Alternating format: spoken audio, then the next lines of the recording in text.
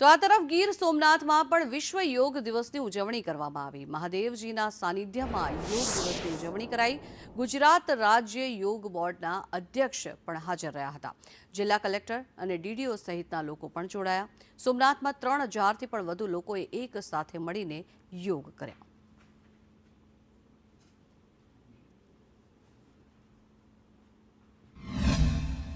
તમામની ઉપસ્થિતિમાં અને વરિષ્ઠ અધિકારીશ્રીઓની ઉપસ્થિતિમાં અહીંયા આપણે આ યોગ અભ્યાસ કર્યો। અહીંયા લગભગ 3 થી 3.5 લોકોએ આ અભ્યાસમાં પાર્ટિસિપેટ કર્યું છે। આ ઉપરાંત જિલ્લાની તમામ પ્રાથમિક માધ્યમિક શાળાઓમાં આજે યોગાભ્યાસ બાળકો દ્વારા કરવામાં આવશે અને અંદાજિત 1,75,000 બાળકો આ યોગ અભ્યાસમાં ભાગ લેશે, શિક્ષકો સહિત।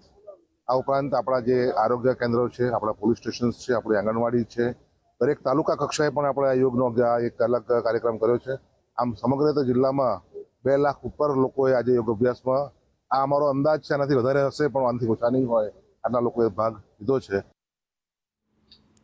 તો પાટનગર ગાંધીનગરમાં આંતરરાષ્ટ્રીય યોગ દિવસની ઉજવણી કરવામાં આવી। મનપા દ્વારા વિસ્ટા ગાર્ડન ખાતે યોગ દિવસની ઉજવણી કરાઈ। વિધાનસભા અધ્યક્ષ શંકરભાઈ ચૌધરીએ પણ યોગ કર્યા। મંત્રી ભાનુબેન બાબરિયા સહિતના અન્ય નેતાઓએ પણ યોગ કર્યા। ગાંધીનગરમાં 11મા આંતરરાષ્ટ્રીય યોગ દિવસની ઉજવણી કરવામાં આવી। ગાંધીનગર મહાનગરપાલિકા દ્વારા વિસ્ટા ગાર્ડન ખાતે યોગ દિવસની ઉજવણીનું આયોજન કરવામાં આવ્યું હતું। વડાપ્રધાન નરેન્દ્ર મોદી આંધ્રપ્રદેશના વિડીયો કોન્ફરન્સના માધ્યમથી જોડાયા હતા। કેન્દ્રીય ગૃહમંત્રી અમિત શાહ પણ અમદાવાદ ખાતેના યોગ દિવસના કાર્યક્રમમાં હાજરી આપી।